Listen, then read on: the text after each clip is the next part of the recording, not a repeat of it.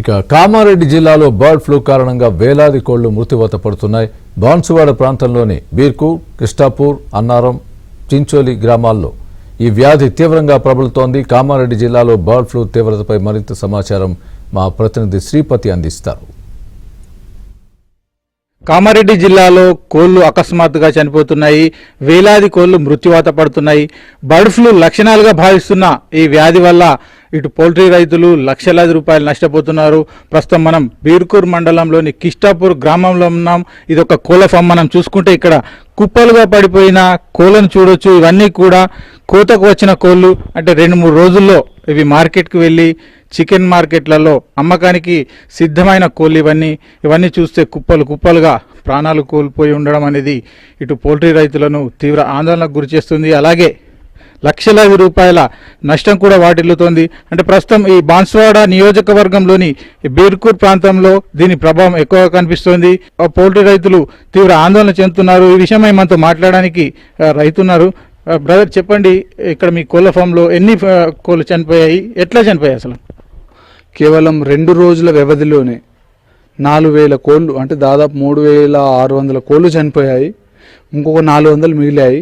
ఆ 400 నిన్న మిగిలితే ఆ 400 ఉంచేసరికి మళ్ళీ ఇప్పుడు ఈ సమయానికి ఈ పరిస్థితి ఏర్పడుతుంది సార్. దీని మూలంగా మొత్తానికి 4,000 కోళ్ళు చనిపోయాయి. దీని యొక్క నష్టం వచ్చేసి 8 నుంచి 10 లక్షల నష్టం వాటిల్లిందని చెప్తున్నాం సార్. దీని తరఫున మా సన్నకారు రైతుల, మా యొక్క పౌల్ట్రీ రంగంలో చాలా నష్టాలు ఎదుర్కొన్నాం. ప్రభుత్వం దృష్టికి చాలాసార్లు తీసుకెళ్ళాం, కానీ ప్రభుత్వం నుంచి మాత్రం మాకు ఎలాంటి స్పందన లేదు. దీని లక్షణాలు ఎట్లా ఉండే? కోళ్ళు అంటే మీరు పెంచుతున్న సమయంలో వీటి లక్షణాలు ఎట్లా ఉండే, ఎట్లా చనిపోవాల్సిన పరిస్థితి ఏర్పడ్డది? లక్షణాలు మాకు 35 డేస్ వరకు యాక్టివ్ ఉండే సార్ బర్డ్స్. 36 డేస్ కల్లా ఆ రోజు ఇట్లా రెక్కలు కొట్టుకొని అకస్మాత్తుగా ఒకటే రోజు 2,200 కోళ్ళు చనిపోయాయి సార్.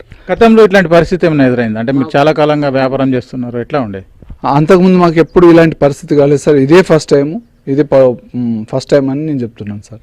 అంటే ఈ నష్టపోయిన రైతులకు మీరు ప్రభుత్వం నుంచి ఏమైనా లోన్ ఫెసిలిటీ, ఇట్లా వ్యాపారాలు చేసే లోన్ ఫెసిలిటీ కానీ ఉందా, లేకపోతే నష్టపోయిన తర్వాత నష్టపరిహారం అందించే అవకాశాలు ఏమైనా ఉన్నాయి మీకు?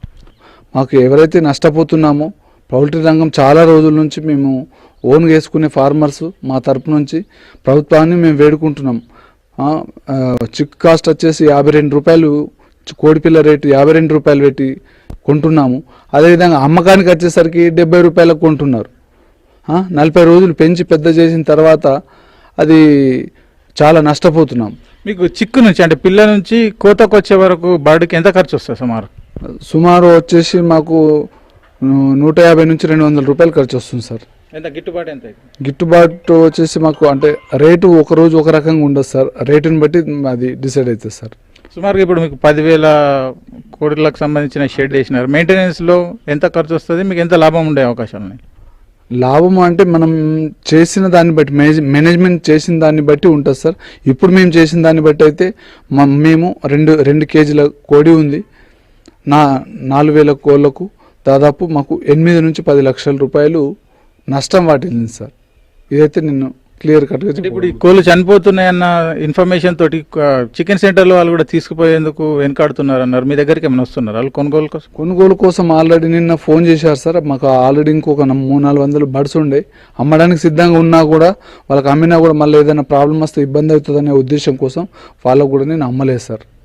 అమ్మితే మళ్ళీ వాళ్ళకు కూడా సఫర్ అవుతారు అనే ఉద్దేశం కోసం వాళ్ళకు కూడా అమ్మలేదు. మొత్తం ఇక్కడే ఇక చనిపోయాయి సార్. పౌల్ట్రీ రైతులను ఆదుకోవాలి, అలాగే నష్టపోతున్న కోళ్లకు సంబంధించి పరిహారం అందించాలని రైతులు కోరుతున్నారు. వీడియో జర్నలిస్ట్ అనిల్తో శ్రీపతి, ఏబిఎన్ ఆంధ్రజ్యోతి, కామారెడ్డి జిల్లా.